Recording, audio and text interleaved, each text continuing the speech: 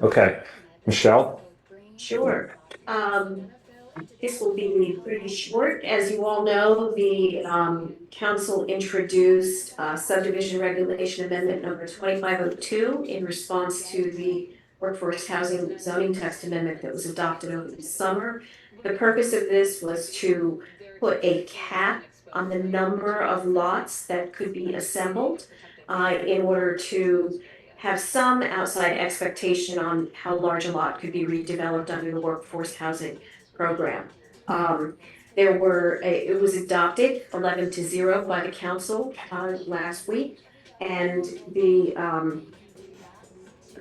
final bill does several things. It assures that non-eligible and eligible lots cannot be assembled together, so only eligible lots can be assembled.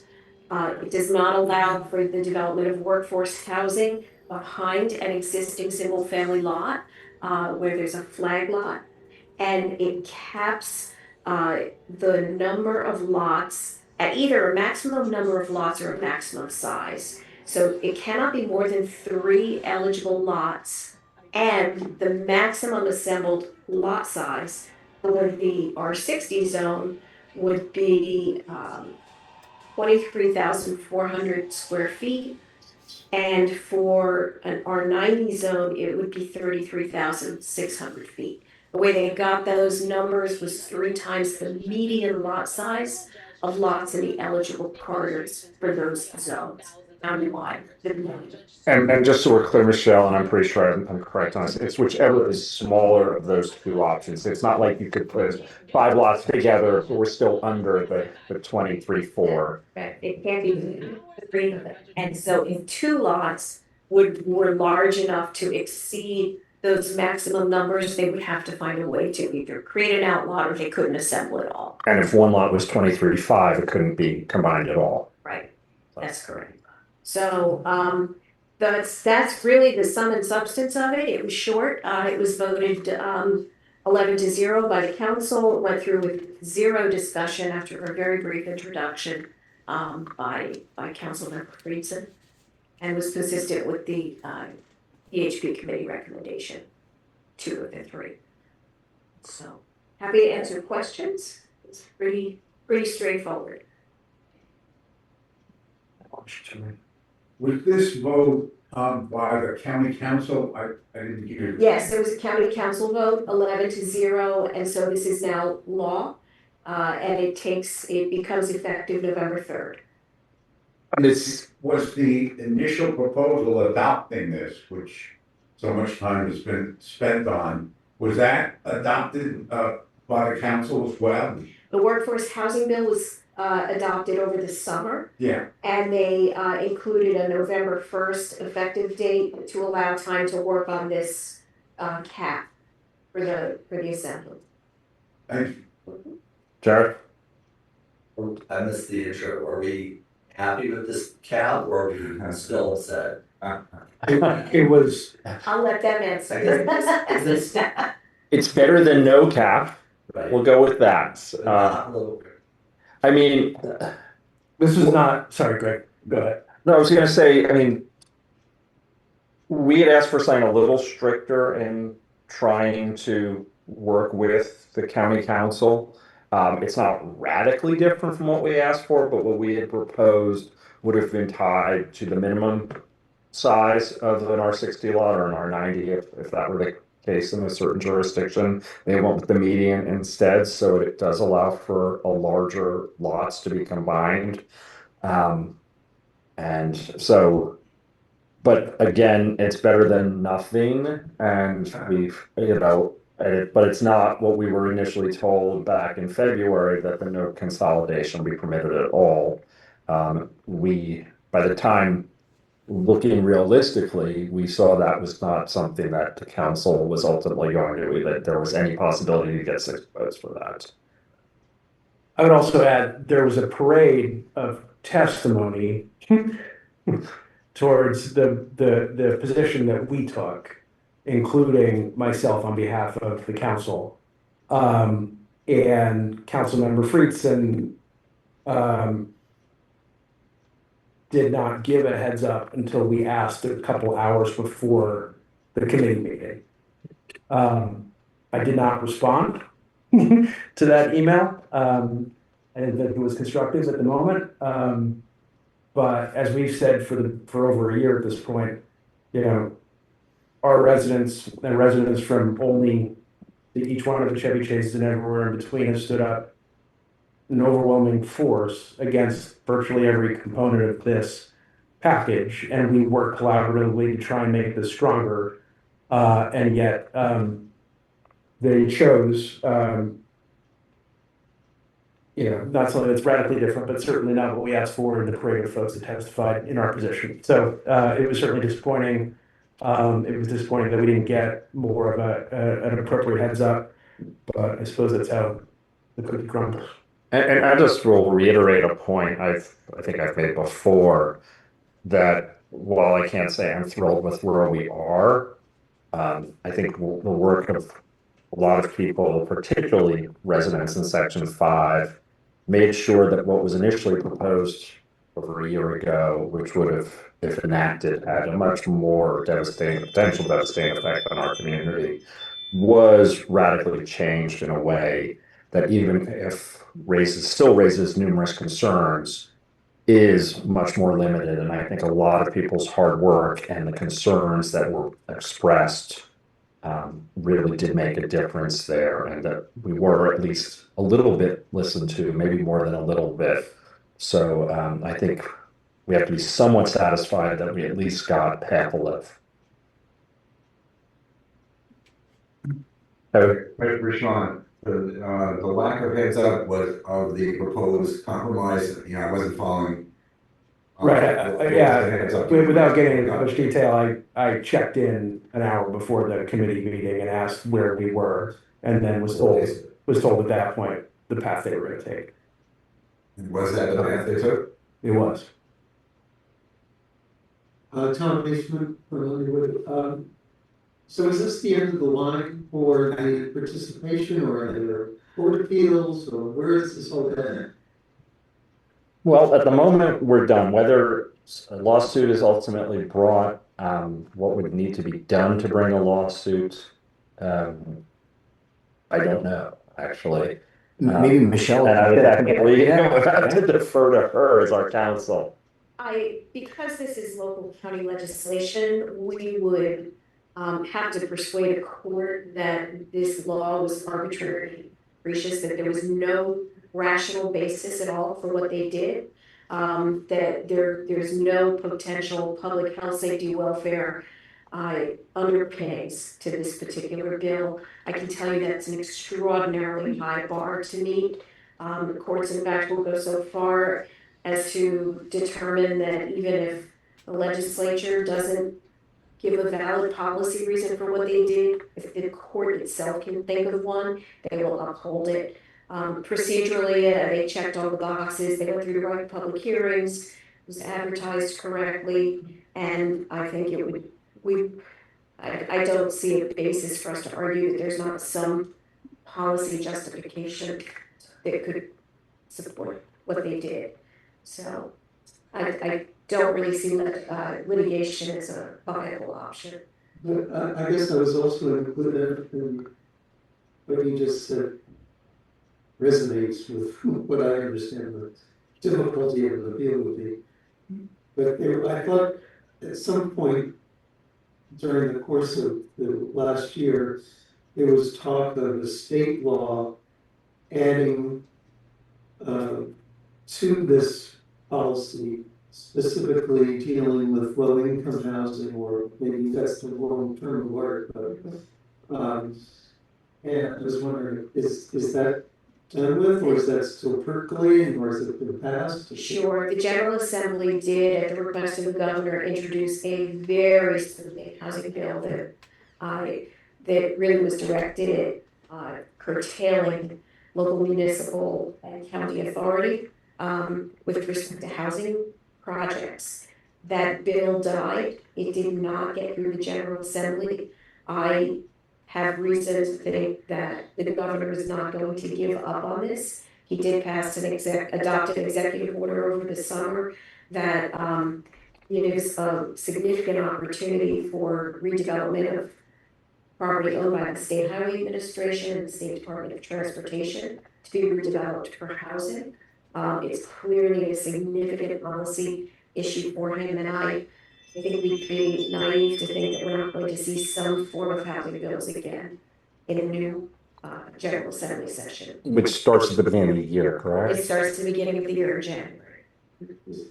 My last question, sorry to. Yeah, I don't know, it's early, I know it's early in the year. I can't remember start date this year.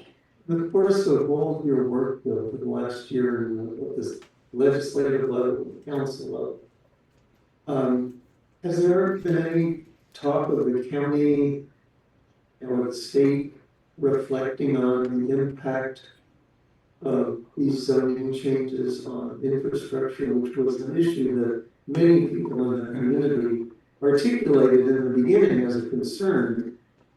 And if this is what we're stuck with, I'm asking the question in the context, is there something we can find some mitigation by boosting them a little bit towards at least addressing our concerns about upgrading infrastructure, like my favorite subject, stormwater infrastructure, and that sort of thing. And of course, with people with children, schools, and Right. all the rest.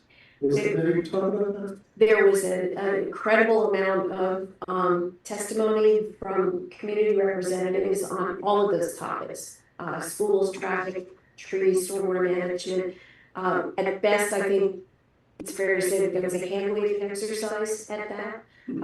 The position the council took with respect to the redevelopment projects themselves was that they would go through site plan level review before the planning board, and would give an opportunity to look more closely at some of those issues. But the reality is the regulations are the same, whether or not the planning board looks at it. And they really didn't do much to make modifications to tighten up those standards. So, I think the political lay of the land right now is the housing concerns trump all of the others, to a very large degree. And I'd also note that both the county and the state have significant budgetary issues, whereas this housing, they're not paying for it. And if you're talking about infrastructure, schools, et cetera, that cost, I mean, right now, the state is committed a tremendous amount of money to schools, more money they probably can afford to spend. So it's unfortunately the world we're in. They're happy to do stuff they don't have to pay for. Damn the consequences at times. I do, before, I just want to, we have a guest here who should introduce herself, who's not a resident of Section 5, but is more than welcome here. So Julie, why don't you stand up and introduce yourself? And I am here tonight to watch your lively debate. I'm a candidate for County Council District 1. And currently I serve on the Montgomery County Board of Education as the president of the board. So happy to be here. We're happy to have you. Thank you for coming. We look forward if you have any questions. If you win, will you assist us with respect to this issue? I always believe representation matters, so I should be the champion for the people I represent. That would be a nice. Correct process. He said it. One more point about litigation. So some of us have talked about that, the prospect of litigation. I don't want to reveal any more details on what I'm about to say. Your chances of litigation are a lot better once somebody files the first application, because then you have standing, which you're likely to have in trying to sue over the litigation. And there are potential infirmities in some of the aspects which I won't go into, which could be used. And the other thing is, I think filing these kind of lawsuits, even if they don't win, might incentivize developers to look elsewhere for their projects. So this is something to look forward to in the future. Thanks, Kevin. Anyone else have any comments on this issue? Okay. Thank you, Michelle. Thank you so much. And A good segue from that is potential updates to section 5's building code, things like height requirements, setback requirements, which we currently don't have any of in section 5. So turn it over to another of our guests. Hi there, I'm Steve Sergo. At the request of the council, I examined the available data on 15 different properties. Most of those properties or houses were houses that had recent or ongoing projects, so they represent some of the newer additions or tear downs and new builds. But through the town manager, a few other properties were identified as perhaps either representative of the section or perhaps examples of houses that were of concern to the community. So this is meant to be a fair representation, but not a statistically accurate sample of the town. And I'd like to explain the color coding. In many cases, there were incomplete sets of plans that I was looking at, particularly some of the historical projects. In a contemporary full application package, there will be a site plan that explicitly identifies the setbacks of the house from all the sides, front and rear. That was not the case in many of these houses. So what I had to do is I had to look at various plans that were available. There were maybe not site plans, but there were other plans of the project. And then I did my best to actually make a measurement, but I just say as a caveat that my calculations are probably plus or minus 5%, but they're not. I want to overstate the accuracy of the items For this purpose. in rate. I thought some of the interesting takeaways from this study, this examination is made that actually the houses were on the whole moderately sized. I live in Somerset. Somerset is having a bit of an issue with what I refer to as McMansions. None of these houses really fit that description. Whether you're looking at total lot coverage, and the criteria for an R60 is a maximum of 35% coverage. There's a tighter constraint for infill development, you know, tear down. But as I've learned working with Montgomery County, that constraint, which might limit your initial new build to 28%, say, or 30%.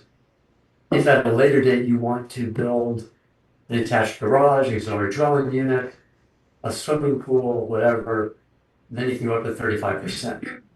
So from my viewpoint, the total lot coverage is 35%, and you can go to, and only one of the houses on Alden came close to that. Side setbacks, I think this is reflects the historical nature of Section 5. Many of the side setbacks are less than required by current code, current R60 code, which would be a minimum of 8 feet on one side and a total of 18 feet on both sides. This is where we're at, but the houses are moderately sized, and that may not be a particular issue. Section 5 has one interesting rule that's in addition to, or certainly more demanding than what the county has, and that's the non-vegetative cover in the front yard. You can go up to 35%. Two of the houses came very close to that. I had a great deal of difficulty in getting good data on this for most of the houses, so it's a small selection there. And the height, again, the houses seem to be relatively modest in height. Very few came close to the county, county limits, which is 35 feet for the peak height, or there's 32 feet for the mean height.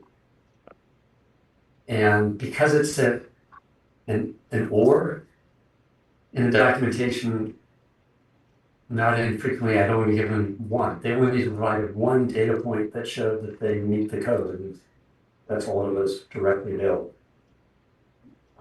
But that's what I found. I guess the question I have for the council is this useful? Is there, do you want me to expand it? Is there other information you want or more addresses? Or quite possibly this is sufficient to inform your deliberations at this point? That's all I have. Well, thank you, Steve.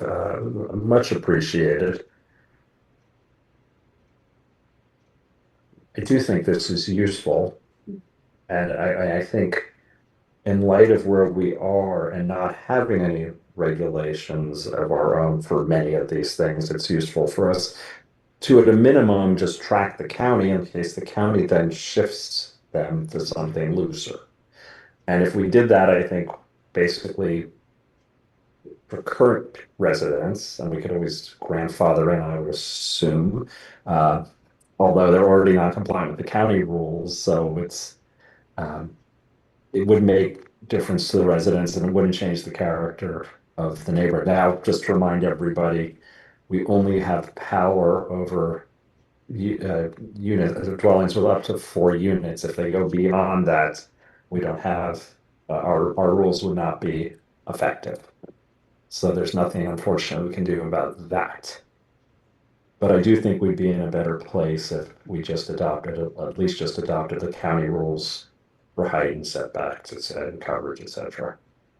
I have one question. Go ahead. This is really interesting. And I'm going to preface this by the fact that I am by no means, nor will I ever be confused for a statistician, but it certainly seems like, with the exception of a couple outliers, the front left and right are more or less in the same zone.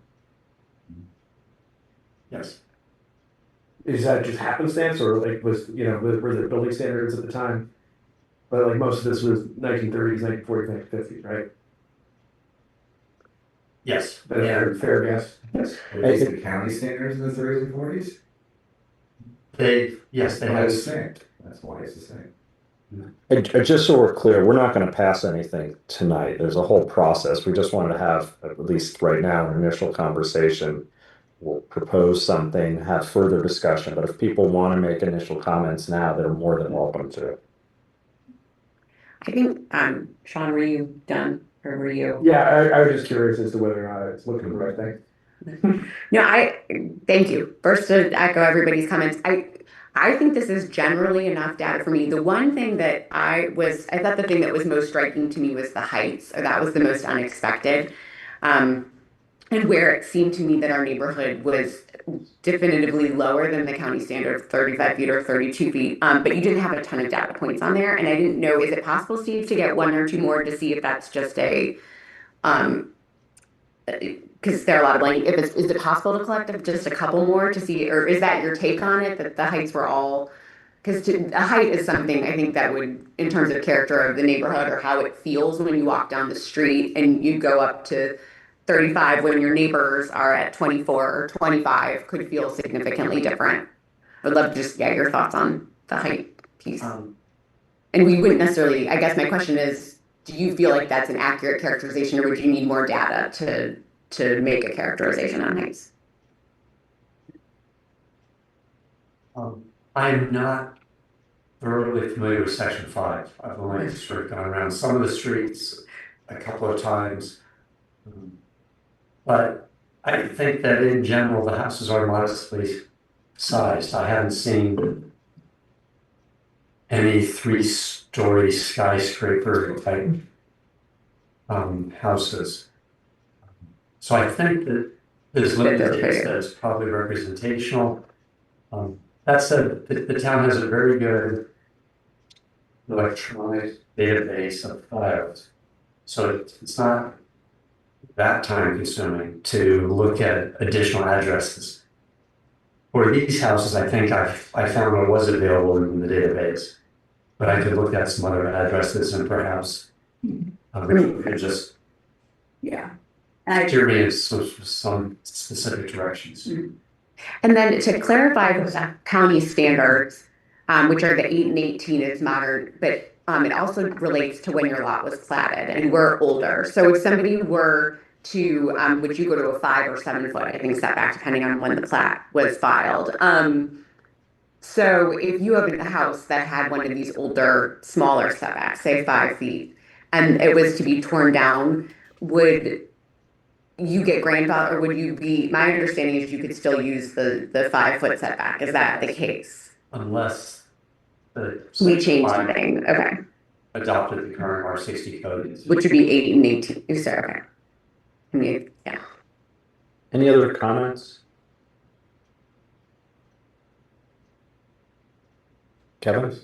So remind me what section 5 has control over. The 2 setbacks, the height, I forget what else. Lot coverage. I mean, Coverage. Coverage. but I mean, we're able, since it's 2006, we have the authority to pass whatever building regulations we see fit, but yeah, that's what we're discussing primarily here is But what's in the list? I can't remember. height, setback, and coverage. And that's building coverage. Right, and I guess, so I'm not looking to listen to it. My eyesight is allowing me to read those numbers from here. But, so 2 thoughts. One is, I think we want to look at what other sections have done and not just us. This is assuming we're going to get serious about this, and we're not, we look at other jurisdictions like section 3. And also, think about how close these houses were to the county setbacks. And whether those numbers are driven by the fact that those are the county setbacks, that really does something different, or whether they're more relaxed. And I think that would factor into possibly lowering the height limit from the county limits. I mean, there are a bunch of possibilities. Particularly, we haven't even thought about 4 units at a time, which is a different consideration, which these numbers would not shed light on at all. Right, well, we're gonna, right. So it's complicated. What I was gonna suggest is we work with our attorney, Ron, not Michelle, and putting together a proposal, and Ron also worked with numerous other municipalities, and he's familiar with what they're doing, so he'll be involved as well. And then have a proposal, hopefully by the next meeting. This, are you look, I'm up here, Kevin, too, there is some work that Ron's done previously that Rachel has up, that have the various, you can see for the other municipalities what their rules are. Yeah, so for height, for example, section 3 does 35 for the peak and 30 for the mean height. Is this available on our website? No, but it can be, I think it would be a useful thing to share with, when we get introduced to share. It's a draft, yeah. All right, so to be continued. Okay. So next is the discussion about updating section 5 selection process. I want to thank Jared and the other tellers for all the work they did putting together a proposal. During the last election back in the spring, it was noted that we could amend the charter and code to address some inconsistencies and to codify our existing practice of having our elections. Thank you, Steve. Managed by independent tellers. We asked for the tellers, as I noted, to work with the village manager and our attorney, come up with drafts for our consideration. They reviewed recommendations from our residents, such as Farouk, took notes at the polls from the last election on best practices that could be implemented. Notably, our attorney, as I just commented, represents 10 other local governments in Montgomery County, shared his experience with them. We now have drafts, we posted them, and if we vote to introduce them tonight, the residents would have the opportunity. Julie, thank you again for coming. I look forward to talking to you soon. It's a pleasure. Good luck. Public would have an opportunity to review them. We'd have a public hearing at our next meeting with a possible adoption at that time. Importantly, I don't think there's anything earth-shattering here. These new rules would legally codify our existing practices, clear some things up. For example, our code currently makes reference to election tellers and an election judge. The drafts would replace these references with an election board. Certain duties are currently assigned to the manager and incumbents, like approving absentee ballot applications, receiving completed ballots. We found this to be odd. Duties are currently being informally taken by the appointed tellers. The draft would shift these duties to the election board. Charter be amended to expressly allow the appointment of the election board, and the code would be trimmed down a bit to remove duplicative and unnecessary provisions, and we'd adopt new election rules to contain the administrative details. Under state law, the charter amendment must introduce at one meeting, hold over for at least 20 days, and then have a hearing at a second meeting. It becomes effective 50 days after adoption. In other words, it would be effective before the May election. For an ordinance to amend the code, we must introduce it at one meeting, hold over for at least 8 days, and hold a hearing at a second meeting. That would become adopted 20 days after adoption. So for practical reasons, we're going to place all three documents on the same timeline, introduce drafts tonight to the public, hear from the public at our next meeting, and then decide if we want to adopt with or without changes. Any comments from anyone on the council? Yes, thank you for that table setting, Greg. And I think a couple of issues to raise based on the drafts that are before us, and then others may have something to raise as well. I found I'm talking about the rules and procedures document. So just for everybody's, as Greg said, there's the charter amendment, there is the ordinance, and then there are the rules and procedures, right, for the election. These are posted in the rules document. There's a reference to the idea that the election board may organize a forum, a candidate forum, to take place during an election. And I believe there may be a reference to that also in the ordinance. I'm forgetting right now, but certainly the rules. And I guess from my perspective, I feel that the election board is vested with a great responsibility and a lot of work as it is in doing what they are supposed to do, just as the tellers did in this election and previously too. And I feel that there's a burden to place on them to even have the specter of organizing a forum. It feels that an election board, that probably is not the role. It is an independent group or a group of citizens, as has been suggested before, to come together to get the candidates there, to do the questions, make sure it's fair. And I would just think that one, it's a burden, and two, there could be accusations of the election board not being as neutral as we know it will act. If something goes wrong at a forum for whatever reason, somebody's audio cuts out, someone feels they were not chased down to attend questions that are organized by the forum, I feel like there could be that happening as well. I do think that the election should feature statements from candidates and certainly a forum and get all the information out there. My feeling is that responsibility shouldn't be vested in the election board, even with the term may. So I guess I would suggest amending it to delete reference to the forum, and let's leave that to the residents or an independent group that may be approached to organize such an event. So that was one thought. I think another thought I wanted to raise is about the idea of having an uncontested election. And yeah, I was going to say. Okay. I was going to raise that. Thank you. Yeah, please go ahead. That is my proposal, though. on the forum piece is to delete reference to the forum, and I yield the floor. I believe we've actually added something about that in the draft that was and it was an updated draft posted. Not for the forum, for the. Not the form, no, what I'm about to. Yes, talk what about. I'm say, Yeah. Greg, go ahead, and No, then Brooke may have a comment or No, Yes, thank you for clarifying. So, a sentence or two was added about if there's an uncontested election, then we would not have an election. There's no write-in procedure here. There's no reason to have the cost and the time spent to vote for 2 or 3 candidates if both candidates or all 3 candidates, depending on the election, are going to be elected. So purely for efficiency's sake and to save costs, that if there are only the same number of candidates as seats, there would be no election, which also has been our practice in the past. I would just add too, it saves burden on the election board. Oh, absolutely. As well as on the town manager. Yes.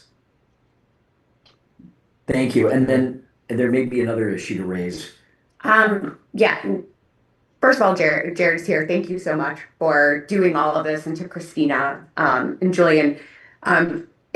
I would like to reiterate, it does seem consistent, having been an election teller, an election before you, that what is happening here with the election rules and procedures is sort of putting into place the best practices that I think you all undertook this past election. So thank you very much for doing that. We're very appreciative. I think the sort of related to both what Josh and Greg had said, if you look on page 1 of the election rules and procedures, section C, where it's suggested that the election board shall seek qualified nominees if it determines there will not be enough names of candidates on the ballot to fill the offices being selected at the election.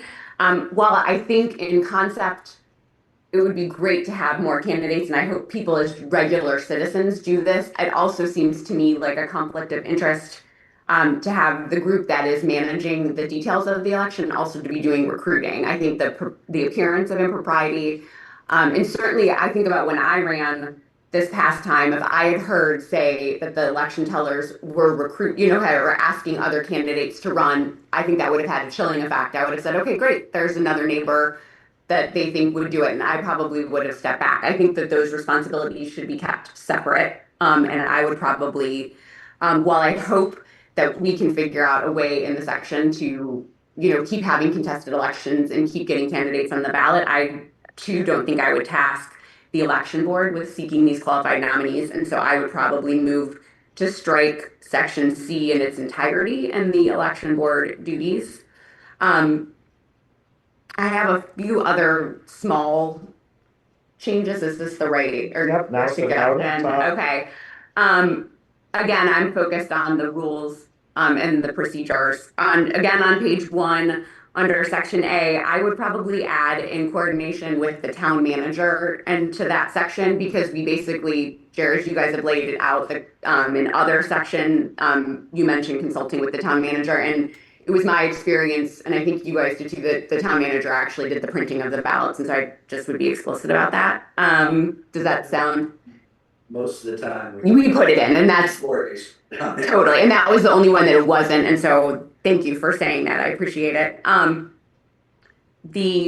then sort of, I think this is, again, so now I'm on page 2, going to the summarized election calendar.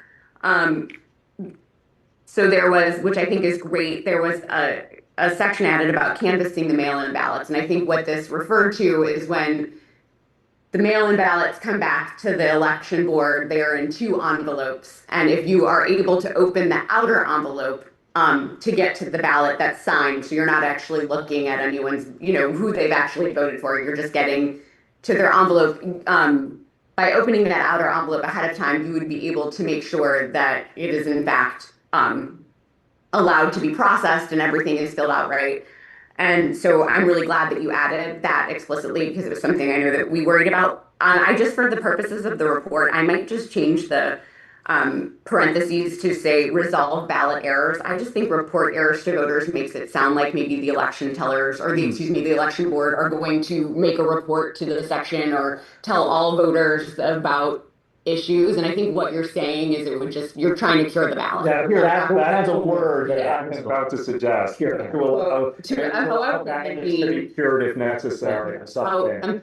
We should have that. and again, these are picky little things, that I'm bringing up, but yes, Yeah. I just don't want there to, Start of the annual meeting, right? pardon? With the cure deadline being the start of the annual. I think the cure deadline is actually I think it's maybe by an in-person voting begins. Okay. Yeah, because they have to have, I Yeah, think that, because It's whatever, which, Because if you don't specifically dictate your deadline for cure. Absolutely. Then you've got this gray area, which is problematic. but shouldn't the deadline for curing just be when the ballots are due? that's how we've handled it. I think we By the cured close of the polls. Right. Okay, so by, or at the polls. Right, so it should be by the close of polls. By the close of the polls, because Do we you, just make ballots, including cured ballots, must be placed in the drop box or received by mail by the closing of the polls. But people can come to in-person voting and drop. it. Right. Yeah. Drop boxes aren't still. They pull them up. Okay, You take the here, wherever you open it. Sure. Is there an expectation then that the election board is going to be responsive to voters who may be delayed in getting back to them to cure the issues while they're, say, counting the votes or dealing with the people coming in to vote? I mean, I wouldn't want well, to miss that. as I read this, I mean, if someone gets a ballot in after, well, I don't like the approximately actually, because if we don't have a set deadline, I'm worried that ambiguity allows for Right, somebody discretion you don't want discretion on. Yeah. I mean, Rachel, do you know a copy of this? I just, I don't, but let me pull it up. I mean, there's got to be a point if someone turns a ballot in late and it's not done properly. Unfortunately, you can't. There's not time for curing, but we want to allow for curing if possible.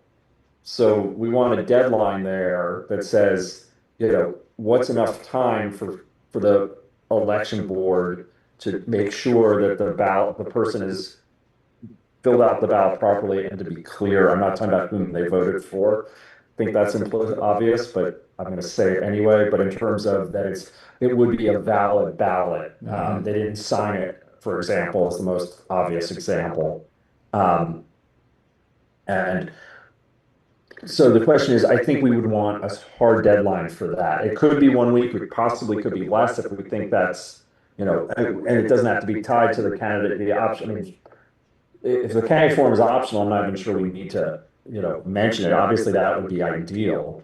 I think we're taking out. Well, Sorry, what was the last point you made? I'm not sure we need it. So, I mean, I would want to say, either 7 days before the election or 5 days before the election, to canvass mail-in ballots and allow voters opportunity to cure if necessary. I would think you probably need a ballot cure section of the rules and procedures that spell this out very specifically, that sets, for the sake of conversation, the last Tuesday in April for a meeting of the election board, at which point the mail-in ballots are canvassed. And then it'd be Friday before. But the only thing is weird, I mean, the only issue is we allowed mail-in ballots all the way up until election day. So there's going to be a period where if someone does a late ballot and it's invalid, it's not going to be able to be cured. But that's just, I think that's fine because They're not reachable or here. it may be why it was report errors to voters. My original change was report errors to respective voters or individual voters. I just didn't want there to be a thought that there would be a bigger report made. Audience. Right. And so I don't know if we Might not be something we need to specify in the. right. These are rules, Yeah. exactly. So it could be, we put this out with the edit that Brooke is suggesting, so I think. And then that's we could look into it a little bit. Yeah, and then before, Perhaps add a section that we then right. the rules. adopt to the rules. That could be, it doesn't require the same introduction and lengthy, I think we want to get I mean, I think that's fine, and I think it's more important that we allow ballots to be delivered up to election day, even if that means some people may have a spoiled ballot, than to have an earlier deadline where people get the vote. Yeah. Yeah, because there were 0 errors, I think, last election. What a very smart, We had a great section. we're not going with Chads, I guarantee you. Or butterfly ballot. Probably, I think probably from your, correct me if I'm wrong, but it was, we were always wondering when could we open, how early was too early, and I think that's probably our 1 week prior to the election, because there was some concern that we wouldn't want to start this process. When was the right time to start it? We're also proposing changing kind of how the mail ballots work, so that. It's possible to mail them. Yeah, one. Be able to do it, yeah. Is that presumably a lot more people voting and a lot more ballots, so we had to wait during the annual meeting to actually start opening them and curing any problems. Yeah. Yeah. And it would be too late or just very onerous or time consuming, so we wanted to increase participation. We also wanted to make sure people, if there were errors or if they had mailed in a ballot and then showed up, we already had time to know that they had already returned their ballot and that they were voting again, and be able to tell them, hey, sorry, you already voted. Sure. So that was kind of the intention, but I don't. We're not Chicago. Exactly, early enough. I think I don't know if there's any problem with putting some sort of limitation on that. Well, and I'm looking, if you look, on page, started ballot acceptance procedures, there is more guidance on that later. I don't know, maybe this is the section, we'll check, and in the meantime, I think we need to talk to Ron. Yeah, maybe. Yeah. But that may be the section that you're thinking we need, Ron, that, right? Yeah. I think that's right. Section 9, or what would that be? Section 11 and 12. So, purposes of keeping everything on the same timeline, that would be used, the rules is to remove the candidate forum held in this table here, and then to. I think there may be another reference to candidate forum. Right. There, That's- and that's. Yeah, and to, yes, Yeah. that one as well, but then on this page to do, to, instead of report errors to voters, resolve ballot errors. And then maybe next meeting we have Ron come and talk more about the curing deadlines. I would actually, can we just strike that whole parenthetical and just say canvas mail-in ballots in the table, and then we can have. and then we can. Yeah, I think that's right. I wanted to raise one other issue, which is section 13 about a tie vote. It seems to me costly and just burdensome to have a runoff election. And I know a lot of jurisdictions, much larger than ours, state legislatures, they either flip a coin, draw lots, do something along those lines. Virginia. Exactly. Virginia, actually, a majority was decided in the state House or Senate a bunch of years ago by drawing lots. Yes. And I think, I mean, I would, now the only problem with the coin flip would be if there were, I mean, the lots I kind of like, because if there are more than 2 people theoretically tied, you just put, several pieces of paper in a hat and one has an X in it and that person wins. Or if there were 3 people tied for 2 seats, you have 2 X's or something. I just, But this is not, just for clarification, that wasn't a change, right? We've always had this type, Yes. so this is not a new suggestion. Correct. Just suggesting to change the Yes. procedure that's been on the books for a long time. which to my knowledge, and I'm sure someone could correct me, we've lived here a lot longer than I have, but that's never happened. But it has happened in the real world. The B, which is like they can just decide. Sure, that could stay. I mean, Yeah. that's always possible if someone withdraws, but it just seems that the idea of doing a runoff seems kind of crazy. And Could you change it from there may to shall, or like from shall to may? There may be a runoff election? I mean, I'd rather just say it in the event that lots will be drawn, and that's how it's done. I'm just wanting to check also that the charter or the code doesn't have anything about a runoff, because that would have implications. No, we have to make We sure have- it all, yeah, it's consistent all the way consistent, over. absolutely, that's one of the reasons we're doing this. If we could, if you want the tellers to continue, we can take that to Ron and just. I think that makes sense. There are 4 things or 3 things typically are done X, Y, and Z. Right, and if, This came up, we didn't really spend a lot of time on it because it seemed like. It was already there. It's already there. I'm not criticizing you guys for not focusing on it. It's just something as I was looking over this, it came to my mind as potentially an unnecessary and trying to save, Yeah. a burdensome process that I would, who knows, as often these runoffs not having full vote and all sorts of things. It's also part of it, give people vote one. That's my point. Yeah, exactly what I'm saying. No, we didn't spend time on it because it was a provision. Yeah. No, sure. It's just, it is an actual tie, just to be clear, as opposed to a runoff that you're within 2% No, of it. this You is- know what I mean? it's So like you government. have to hit it on the head for On it the to, head. for it to happen. Yes. So I don't know. Just to stay on schedule, because in order for the charter updates to be in place by the election, we do need to introduce it tonight. Yep, So right. we can about any change, which I'm looking down, I don't think that there's anything about the runoffs in the charter, so. And we can double check it as well. So before, I just wanted to also echo thanks to the 3 of you, just for the record, Jared, you, Christina, Julian, you guys answered the call and worked really hard on it. And we know it's not easy to spend time with the lawyer, and give all the hard read, and really appreciate all the time that you spent. So, We spent most of the time working on the forum thing, which is. Yeah. Sean, Sorry you want about to that. thank Jared and, yeah, you wish you, yes. Put more priority on the candidate states, but somehow it's. I Yeah, I thought we actually eliminated the forum.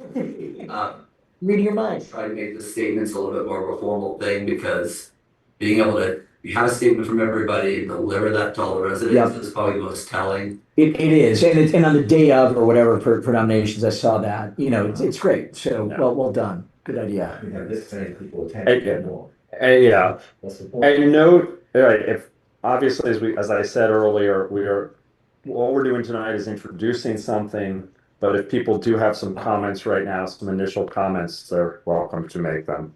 Well, I do. Oh, I'm sorry, Sean, I'm sorry, I apologize. No. Well, we'll do comments and then I'll ask a procedural question. Okay. So back to comments. Yeah. Anybody in the room or on Zoom?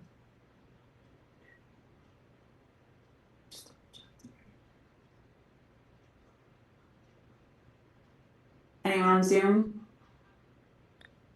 Okay, Sean? So, I guess a procedural question on the proposed changes that we're talking about here. Do each of them have to be voted on? No. Separately? No. Is that what you're talking about? Yeah, I'm just trying to understand and make clear the process to make the strikes that we're talking about. No, it's not they're not separate votes, but we can tweak things if we need to, and at least certain that. Great, it's helpful.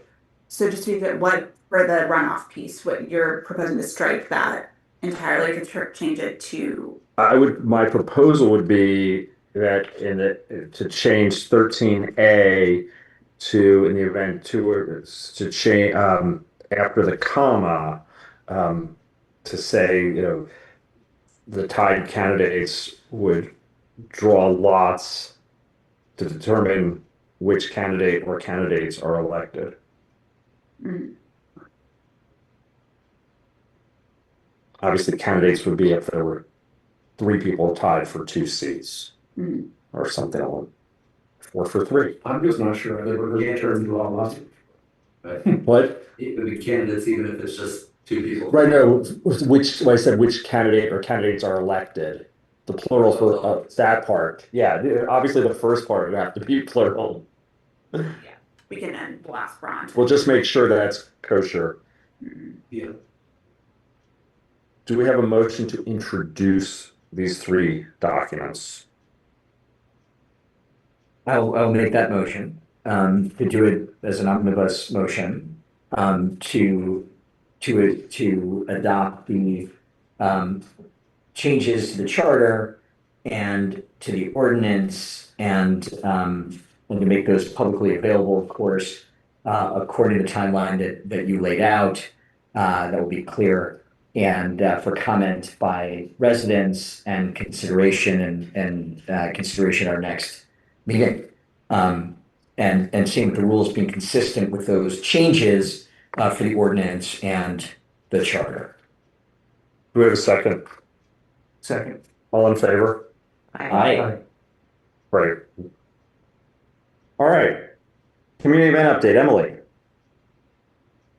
We are having fun. And by the way, let me just note at how wonderful the block party was a few weeks ago. Rachel did a great job on that. Amazing turnout. So everyone who worked on that, well done. Sorry, Emily. Almost Halloween. So it's Halloween. The council will be dressing up. Sure. Come to the Halloween party so you can see what the council's dressed up as. It is in line with our current issues, zoning and all, and that's all I'm sharing. I'm going as Andrew Friedson for That'll be part of it. We have done a lot, I guess, in the last, when I look back at 12 months, we've done little things from chalk and coffees on side streets to larger events, including alcohol, wine tastings, and alcohol at the block party, and movie nights here, and what else have we done? A lot of things. We've done a lot of things, and there's a lot of community interest and a lot of neighbors volunteering. And if you want to volunteer, reach out to me. We'd be happy to have your time and energy, and it just makes it fun and collaborative. And if you have other ideas, we have a growing budget to support new ideas. I think for this year, we have the annual Halloween party coming up. And then there's talk of a holiday mart and with different, on a different part of the section and just outside. And so that's what's going on for the rest of this year. Probably an author's talk again here in the winter time. And another wine tasting, beer tasting, I think was mentioned. So, you know, whatever you're into doing, we can make it happen. We can bring it to fruition. So reach out. And I think it's really been nice for our community in all times, but especially these times. It's getting us out, it's getting new neighbors, meeting older neighbors, oldest neighbor. Thank you, Emily. Thank you. No, these events are what makes the neighborhood even a more wonderful place to live. Rachel. Great.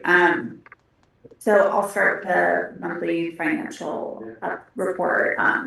Audit, we're working on finalizing it with Lindsay and Associates, and we are on track to have it submitted by the October 30th.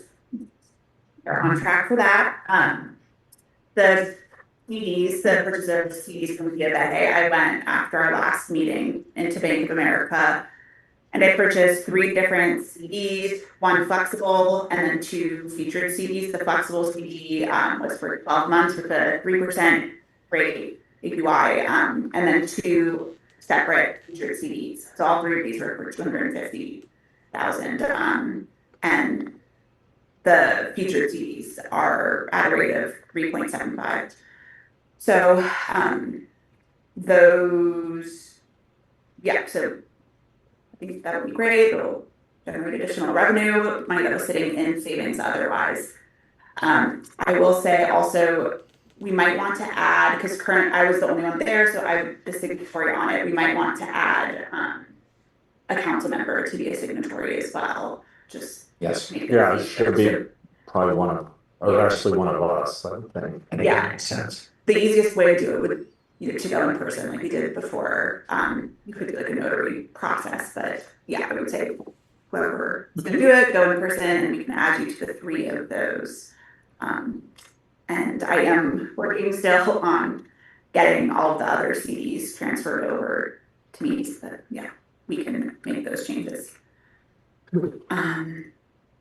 Great. So then if we want to just go through the statement of financial position, again, not much change here. You'll see the 3 new CEs reflected there, as well as the other holdings. And we continue to be in this solid financial position in terms of having reserves, but those are reserves that we want to be mindful of because potential capital improvements necessary in the future and that thing. So I will then move to the profit and loss. So if we go to the year-to-date comparison, you'll note that compared to last year at the same time, it looks like our investment revenue was greater. That has to do with just timing of revenues from the previous year that were booked instead in August. So anyway, we're on track. And if you look at the budget versus actuals, our revenue at this point is, our investment revenue is almost 25% of our total budgeted amount that we have in the budget. So that's good considering where we are in the year. We go down, our income taxes looks relatively low, but I will also note that November is typically our biggest distribution. So we're coming up on that. So again, we're on track. Nothing to worry about here. If we go down to the block party, it just has to do with what last year was booked in October, but the statement is through September. So again, similar budget and expenditures for the block party. Same for insurance. It looks like there's a little bit of a delta there, but that mostly has to do with when our different policies have been billed. There will be a little increase in our workers' comp policy just because of certain contractors who have their certificates of insurance need that. So one of our premiums went up, but it's not a significant increase. We go down into professional fees. There is it looks like there's also we're high relative to where we were last year in accounting, but again, that has to do with when things were billed, we're on track. I'm not worried. And then legal, I will say that is high this year compared to where we were last year. And it's not just because of the things that I'll say that is an increase that we account for our bills with Ron, yeah, Sure. I imagine they have. You've been working with them, it's totally understandable. Yeah, so just something to flag. Between the resolution, the different updates for our code, charter, and then also just A requests, that type of thing. In fact,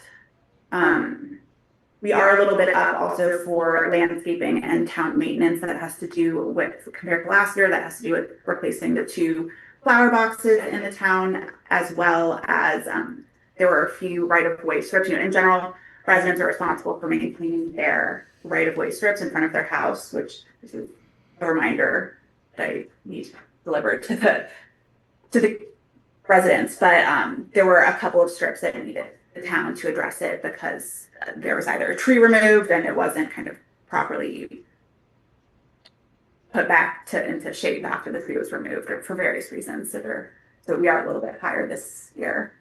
And then tree work, though, we are down compared to where we were last year because of all of the storms last summer.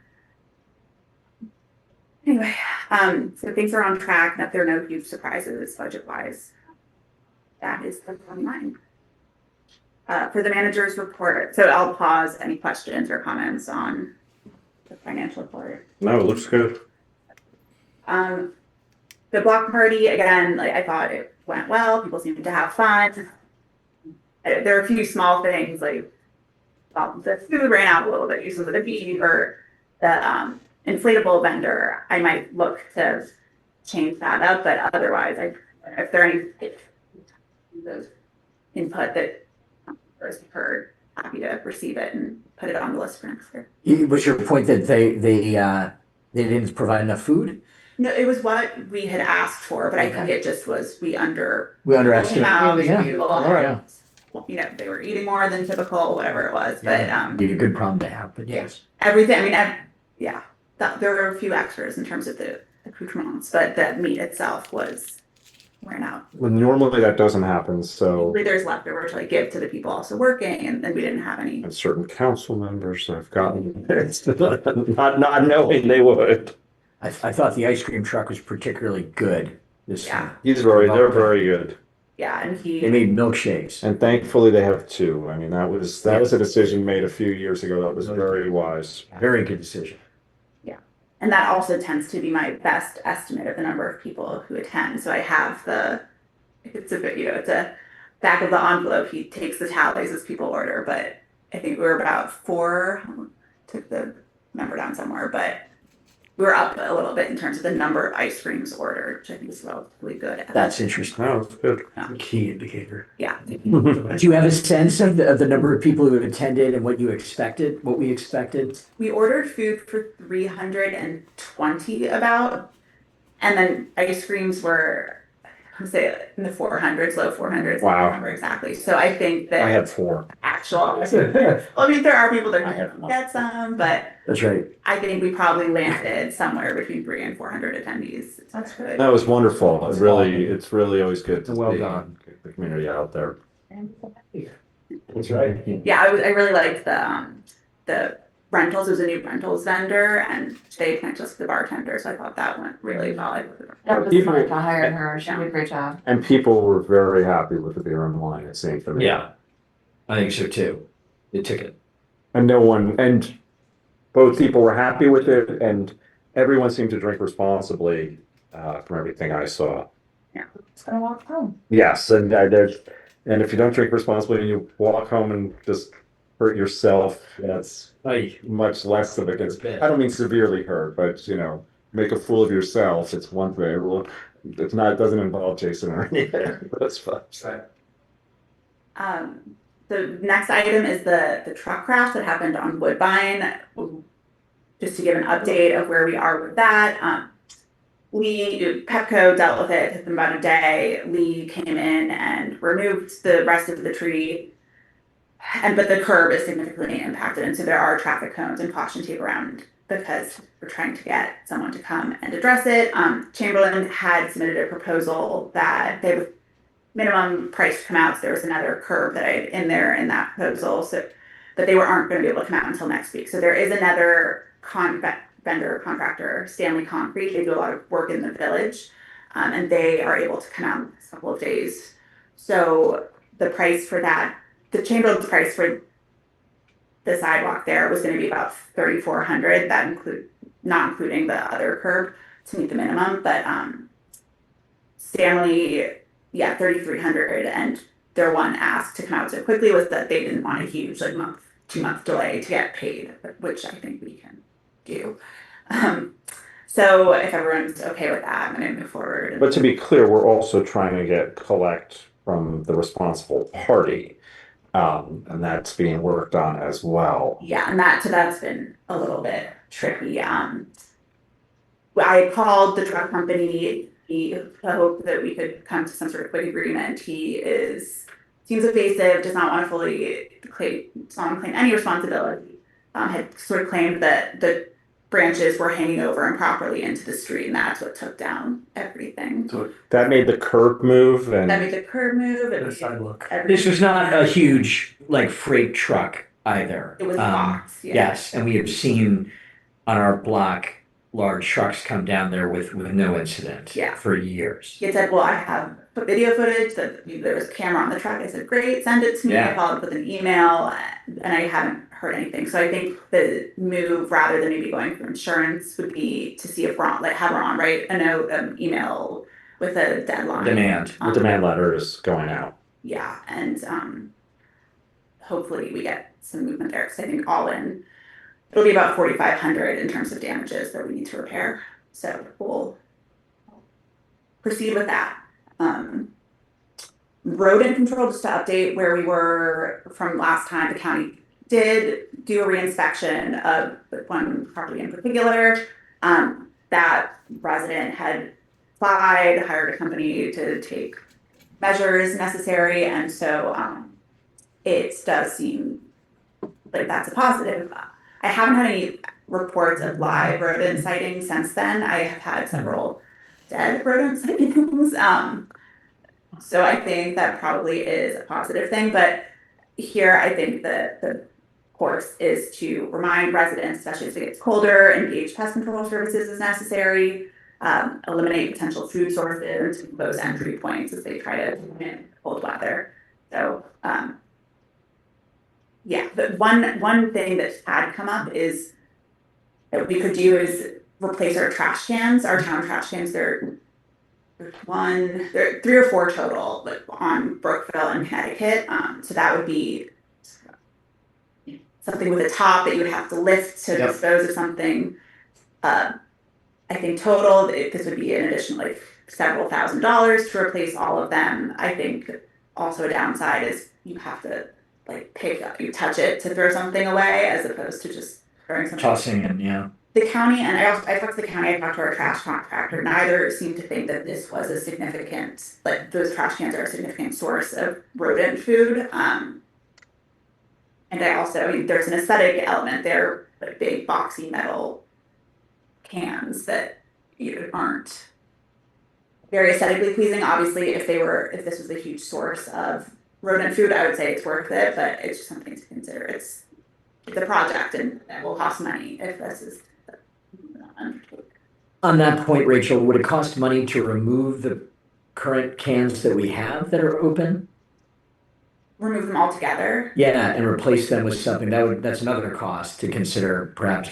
And have we had any instances or reports of rodents trafficking within those cans?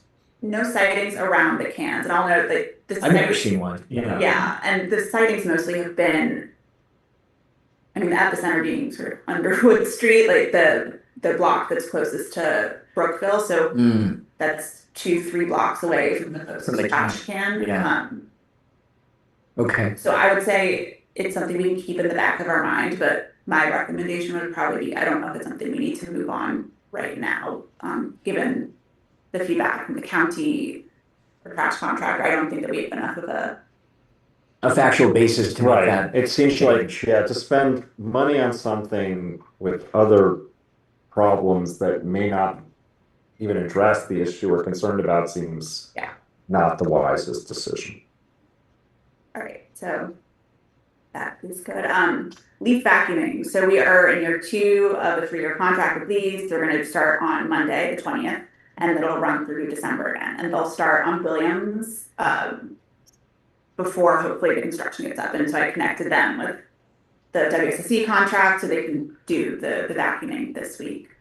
On that note, WSSC on Williams, they finished all of the pipe work, the manhole work, and now they're going to start the concrete on Monday, and they'll be posting notices on Thursday and Friday. No parking notices. So that'll take 1 to 2 weeks, and then there'll probably be a week or 2 lag before they do the asphalt. So I think probably all in like 1 to 2 months away from totally having a nicely paved Williams that's ready to go. So, free tree program, that's the next thing. We are up and running. So we have a little over 30 private tree requests. And we also do replant public trees at this time. So the Tolbert thinks about 6 public trees will need to be replanted, including the one on Woodbine that got hit by a truck. So the deadline to request is the 17th, and I'll send a reminder to everyone for Friday when that is. The next thing is the Brookville Sidewalk project that Martin's Edition is undertaking. Some of you may have heard about it. They have resources up on their website if you look at what their most recent newsletter, and there's also a big packet up there, but they are embarking on a sidewalk project to make the sidewalks ADA compliant, to make them wider, more passable. Good news for people with their strollers, and if you want to walk, feel safer about it. So they're going to start, they went through, it's been like a 2 or 3 year project for them. This is obviously a big thing. They're working with Jason Azar, who we also work with. They are hoping to start next month or 2, it sounds like, but they're going to be giving us more notice and letting us know when they have an exact date. But they are only going to be working during non-rush hours. So I think it's 10:30 to 3. They'll be working, making 1 lane of traffic during those hours. And they're hoping it'll take 1 to 2 months. So, the Leland Port, that is the next thing I would like to discuss. I know this has been an infrastructure project that's been on the agenda for a long time. Too long. Too long. So this was budgeted for 240,000. This quote probably came from 2022 or 2023 when the project was first entertained, and the team was talking to DNF, which was a contractor that has a writable contract. As I have, DNF was unresponsive, as we talked about for the last couple of months, so I moved on to try to look at if there were other writable contracts that we could use to get Leland Port underway. And Chamberlain, who we do work with on other projects and has done good work, they're responsive. We started working with them to see if we could ride their MCPS contract, and the proposal that they came up with is like upper $300,000 range, which is significantly more than we had thought. And, I mean, if you adjust for in 2022 a $240,000 price tag, it's still cost of goods or materials that increases plus inflation, but still it seems like a big project to do. And before we move forward with either using a writable contract or putting out going through a competitive bidding process, I wanted to bring it to the council so we could all discuss, like, is this which venue or which route are we going to take, or should we go through the process of doing a writable contract or putting it out for competitive bidding? So, I can start.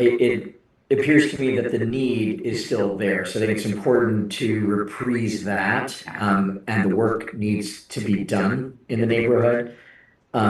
So I think we start with that as a baseline understanding. From my perspective, it is not optional, and folks have been wanting to see this resolved. So I put that out there first. Second, it is a big price differential, and I'm sure we could do the economic analysis to see how things have scaled up over time, but it does seem substantial. And I guess from my perspective, I'd be interested in seeing what a competitive bid process would look like, how long that might take, because I think I hear the notion that people have been waiting long enough. We've been waiting long enough. So we'd want to understand that, but then to see what would be a price that comes back. I think that's my first instinct. Just a thought. Yeah, how quickly can we ask for proposals to come back realistically? I mean, is it something we could say 30 days? Or is it gonna have to be 60 or what? Because I completely agree with everything Josh said. And I think that if we're talking about this sum of money, I just think if we don't put it out to bid, it just makes us, it doesn't look right and it doesn't feel right. I think we could do 30 days. I'm not sure about that. I think timeline wise, if it gets too cold, that's when, so it's like, I think if we do a bidding process, we won't be able to do it before the end of the year. It'll be like spring likely is when we'll be getting. I really, I hear that, but I also think, to rush, unfortunately, it's been sitting around for this long. Yeah. I think at this point that if we have to push it into the spring, but we need it done, as part of the bid process, I think we'd want to know when can you get this completed by, and if you don't get it completed by, what are the consequences of, it should be done, in my mind, no later than like May 1st or something. I don't know how long that. Putting that into the RFP, saying that we need yeah. Under that scenario, I mean, there's no reason. 30 days is tight. Yeah. So no, it's I think that's go ahead. Yeah, I would say just certain whatever's industry standard, 60 days, I would guess is appropriate. You say, look, like we need it done by May 15th, whatever date. Right. And I think if we're then projecting spring as opposed to trying to rush to get it done in this fall, then I think 30 versus 60 days RFP period doesn't make a ton of difference because that's right. Over. No, I think asphalt plants shut down, in December. And do concrete work. Yeah, I mean, if we solicit bids ASAP, get it before the end of year holidays, the bids in, and we can make a choice. Jared. Is there a world where you look at the original bid and counter? Well, yeah, come up with an amount you think would be reasonable with inflation and rising cost of goods and Tariffs. time and urgency, and just go back to Chamberlain, Chamberlain and say, look, we got a bid for this much. We'll meet in the middle, or whatever the number is you come up with, but you gotta do it this fall. And so I think that, so another option that we have is like, yeah, I talked to Jason Azar today and I also got the purchase contract that they have with Stanley Concrete, their standing contract that has the prices. And I think that what we could ask Clark Azar Associates, which is Jason Azar's firm, is to do some sort of analysis and say, using the prices in this contract that the village uses, which is also a better approximation for us as compared to the MCPS contract that we were writing. This is what we kind of the ballpark that we think would be reasonably more comfortable with, like if you could meet this price type of thing, then we could, move forward. I would be okay with that. I think what's important is we've got like a factual basis for moving forward at the higher price and feeling good about a trusted advisor looking at this and being able to advise us and say, yeah, this is a little higher, this is perfect. We would like to know, and there could be a counter scenario, and just go back and say, this is what we'd like to do it for. But also as part of that conversation, I think we need to say, can this reasonably be done this year? Yeah. I mean, because if the answer from Azar is no one can do this year, then there's no reason not to go competitive. Yeah, it sounds like the actual project itself can get done like if in a week or two. Like it's not a huge month long itself based on the scope. Leland Court is much easier to work with, I think, in a lot of ways than other streets in section. But yeah, I think that's I agree. If we're going to be waiting until spring anyways. But if we're gonna seek bids, I want to do it quickly so we don't run at the end of your holiday. If we're saying 60 days, Right, yeah. I don't run the end of your I'm holidays. probably the potentially dissenting view on that. I think it is a very large delta between the original bid, but my understanding from you is Jason Azar thought the original bid was probably artificially low. Yeah. And so I do worry with various labor shortages and various tariffs and things that are going on, that it's just a very expensive time to do things. And I do think, I just want to say for the record, I think these Leland Court residents have been super patient with us. And I think some of them are waiting on their own personal, doing changes to their own properties until, they've been very patient and good. So I worry a little bit that we go out to a competitive bid and we don't end up with a bid that's essentially a lot lower given all of those circumstances. Yeah. But saying that, I agree with there's a lot of hand wringing going on when you get a bid that is, of multiple percentages higher than you expected it to be. I mean, I think it's unfortunate that DNF went away. I think that's part of the problem. I'm not sure why, but we had to go with the second.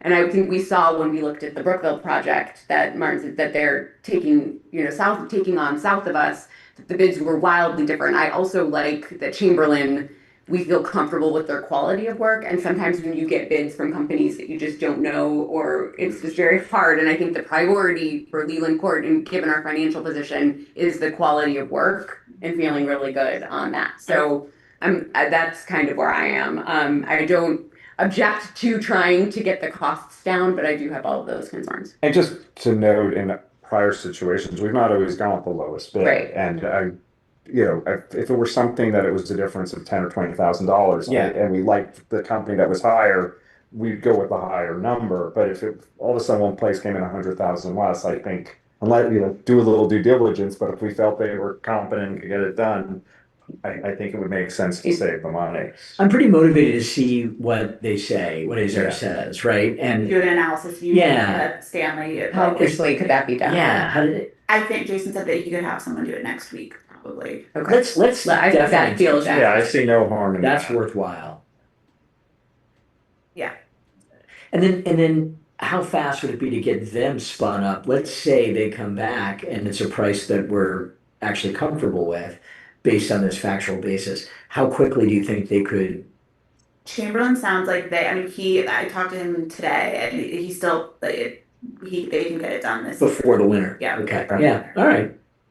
Okay, so I will ask Jason to go ahead and do that analysis as soon as possible, and then I'll, Because, and I get it, it's a big difference. And as Treasurer, Rachel and I have been looking at the books, and Yeah. these are not things that we take lightly by any stretch.